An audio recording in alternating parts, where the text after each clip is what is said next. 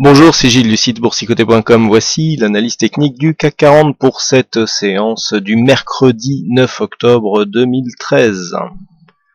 Avec aujourd'hui encore une séance qui se place dans une totale continuité du fond de la tendance, puisqu'après une ouverture ici sur un gap baissier, eh bien le CAC 40 est venu clôturer à 4127,05, créant une baisse de 0,16% avec 6,5 points perdus par rapport au cours de clôture d'hier. Donc on a ouvert sur un gap baissier et on a clos quasiment sur la même zone, puisqu'on a à peine 65 centièmes de point d'écart entre les niveaux d'ouverture et de fermeture. Donc un doji ici en croix quasi parfait, qui nous envoie quelques signaux, même si nous nous plaçons ici, même si nous nous plaçons dans une phase de continuité, on voit bien cette zone de résistance. Je vous avais donné sur l'analyse intraday un point haut à casser à 4162 points. On est venu faire 4162,25, donc c'est dire si vraiment ce point était crucial. Alors voilà, on n'a pas réussi à casser cette zone et donc les cours sont redescendus. On a vu quand même une certaine volatilité. On sent que même si ici la séance se place dans une continuité, dans une phase de continuité, on sent quand même qu'il y a une nervosité qui commence à gagner les marchés avec ces allers-retours qui se font des fois d'une manière très rapide. On commence à sentir donc une volatilité qui traduit une certaine inquiétude du fait du rapprochement de certaines échéances concernant par exemple les négociations qui ont lieu actuellement sur le budget américain. Bon, tout ça commence à se faire sentir et s'il n'y a pas d'accord, plus les échecs de négociation iront, et bien plus il y aura de nervosité. En attendant, du point de vue donc des indicateurs, nous avons un RSI qui est toujours sur une course légèrement baissière. On a failli hier invalider la continuité du signal baissier. Et puis, vous voyez, faut jamais vendre la peau de l'ours, surtout en période baissière, avant de l'avoir tué. Eh bien, on pensait ici à une invalidation du signal, mais finalement le signal se place dans une continuité. Et donc le stochastique nous envoie un signal d'une continuité de tendance baissière, ainsi que le MACD après cette fausse sortie, donc on avait interprété comme ayant peu d'amplitude et donc à confirmer, et bien ce retournement s'est invalidé. Alors par contre, une chose qui est intéressante, et ça c'est un élément que je vous ai fait ressortir assez souvent, et en général ça fonctionne. Alors on verra si sur ce cas-là ça fonctionne aussi.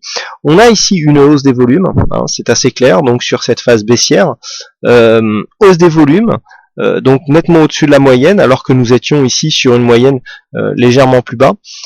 Hausse des volumes, donc sur une séance baissière, ça c'est normal, mais par contre sur une bougie d'hésitation. Et ça en général, pour ceux qui suivent mes analyses depuis longtemps, vous avez déjà pu remarquer cela. Lorsque l'on a des bougies ici en forte hésitation avec une hausse des volumes, cela traduit en général un futur changement de tendance. Alors, on verra bien si ce changement de tendance est suivi. Changement de tendance, ça peut être donc une cassure à la hausse, mais ça peut être aussi une accélération à la baisse, puisque nous avons une réallocation d'actifs, beaucoup de volume avec peu de déplacement, finalement, même s'il y a du déplacement intraday, eh bien prouve qu'il y a beaucoup de rotation au sein des portefeuilles, et que cela peut entraîner une nouvelle dynamique. Donc, en général, cette nouvelle dynamique se traduit par une rupture de la précédente tendance. Donc là, nous sommes en tendance baissière, donc on pourra avoir une rupture de cette tendance au profit d'une tendance haussière, mais cela peut aussi traduire un changement de dynamique, et donc on pourra aussi bien prendre une dynamique baissière plus forte. Ça, c'est le scénario alternatif, je dirais, qui n'est pas mon scénario préféré. Donc du point de vue de la configuration technique, on reste dans une phase de continuité, avec malgré tout ce doji en croix inversée, alors qu'on ne validera pas réellement comme un doji de retournement. Pourquoi ? Alors un doji en croix inversée, on a ici pas mal d'éléments qui pourraient confirmer ce doji, mais un doji en croix inversée, pour qu'il fasse vraiment figure de figure de retournement, il faut qu'il inscrive un nouveau plus bas. Or ce n'est pas le cas. Alors sur la tendance très court terme ici par rapport à la précédente bougie, effectivement oui, on trace un nouveau plus bas. Par contre, par rapport au plus bas que nous avons eu ici sur la séance de lundi, il n'y a pas de nouveau plus bas. Donc bon, on validera quand même le fait qu'il y a une possibilité de retournement, du fait que nous avons ici un doji d'hésitation, donc quasiment parfait, sur une hausse des volumes, donc, mais il faudra absolument le confirmer demain. De toute façon, que ce soit dans l'un ou dans l'autre des cas, à savoir ici l'inscription d'un doji en croix inversée comme un signal de retournement majeur, ou pour les éléments que je viens de vous donner, à savoir doji plus hausse des volumes. Dans les deux cas, il faut confirmer le lendemain. Donc les éléments finalement sont les mêmes que ceux que je vous avais donnés hier et les mêmes que ceux que je vous avais donnés sur l'analyse intraday, à savoir demain le repère sera ici le niveau de cette résistance, donc qui a un peu baissé puisqu'on sera demain entre 4157 4158 points. Hein. Vous voyez, on était à 4162 aujourd'hui. Hein, c'est les niveaux que je vous avais donnés pour l'analyse intraday à midi. Et bien aujourd'hui, voilà, on est sur cette zone donc pour demain entre 4157 4158. Sur une cassure de cette résistance, alors des cassures, on en a déjà eu des petites. Hein, vous voyez, même ici celle-ci là, dont on avait cru qu'elle allait nous porter ici sur des cassures haussières. Il faut vraiment valider, hein. On me demandait sur le chat comment j'anticipais des cassures. Je ne joue plus les cassures directes parce que ça ne fait qu'acheter, bon, notamment sur les cassures haussières, c'est quand même un achat qu'on initie sur un point haut. Personnellement, je laisse partir la cassure. En général, on a toujours un pullback, et donc sur le pullback, je mesure l'amplitude qu'il a vraiment sur cette cassure, et si j'estime que la cassure est significative, et bien dans ce cas-là, je joue le pullback. Ça me permet, si par exemple on casse ici, qu'on vient toucher par exemple 4180, je vais attendre un retour ici sur cette zone 4150 pour jouer la continuité de tendance. Bon, ça c'est un choix personnel, mais les résultats sont tout de même meilleurs du fait qu'on revient ici chercher les niveaux sur un point bas, bah du coup on achète un point bas, et toutes les stratégies en général qui fonctionnent sur le long terme, eh bien sont des stratégies qui partent d'un principe simple, d'un achat sur point bas et d'une vente sur point haut. C'est tout bête à dire comme ça, mais n'empêche que c'est ce qui marche en général sur le long terme, et c'est beaucoup d'investisseurs particuliers font l'inverse. Voilà, fin de la parenthèse.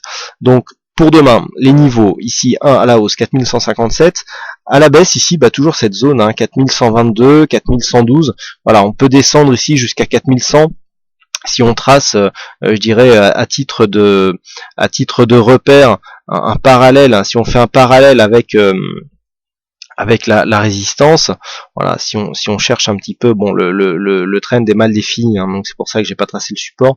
Voilà, on peut très bien venir chercher ici 4092, hein, c'est ce que je vous indiquais dans l'analyse intraday en vous disant que si on cassait ici cette zone des 4106 points, on pourrait s'enfoncer assez bas sous les 4100 points. Voilà, dans un premier temps, si on vient par exemple ici affleurer les 4092 points, du point de vue du fond de la tendance, il n'y aura pas de grosse alerte, hein, on serait dans une continuité de tendance. Mais bon, ce sont quand même des niveaux à surveiller. Donc demain, repère à la hausse 4157, à la baisse ici, bah, c'est toujours cette zone 4120, 4110 qui fait office pour l'instant de zone de test. Si cette zone venait à casser, eh bien on pourra avoir une accélération du mouvement baissier. À noter sur cette tendance tout de même, qui traduit vraiment beaucoup d'hésitation, c'est que nous avons beaucoup de tests ici sur la résistance, et nous avons aussi quelques tests sur la zone basse, surtout depuis l'inscription de cette bougie ici du 30 septembre.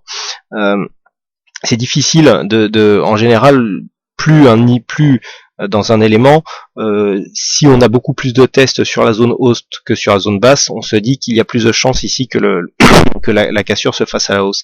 Là ici on a beaucoup de tests sur la zone haute, par contre les tests sur la zone basse sont beaucoup plus dynamiques, et à chaque fois qu'il y a un test dynamique, eh bien on voit que nombre d'investisseurs se remettent sur le marché, et on a des hausses qui s'effondrent d'une manière aussi très forte. Mais jusqu'où cela tiendra-t-il? Voilà, tout ce que l'on peut dire, c'est que les marchés sont redevenus très nerveux, et que de fait il faut absolument faire attention à ces mouvements qui peuvent du coup partir très très vite, hein. Je rappelle donc que sur une cassure ici avérée de cette zone des 4112,8 points qui représente le 38,2% de Fibonacci, l'objectif direct se situe ici à 4077. Et je rappelle que même si on a cassé ici en séance ce retracement des 38,2, là ici on est juste venu l'affleurer, il n'a pas été classé en clôture. Par contre, la prochaine attaque ici risque d'être fatale. Voilà donc ce que l'on peut dire sur cette analyse technique du CAC 40. Alors aujourd'hui encore, il y avait un jeu du fixing, et c'est la vague qui gagne sur cette session. Donc bravo à toi Stéphane. Et puis quant à moi, il ne me reste plus qu'à vous souhaiter à toutes et à tous une bonne soirée, bonne chance dans vos prochains trades. Et on se donne rendez-vous dès demain pour d'autres analyses techniques en vidéo. Bonsoir à tous.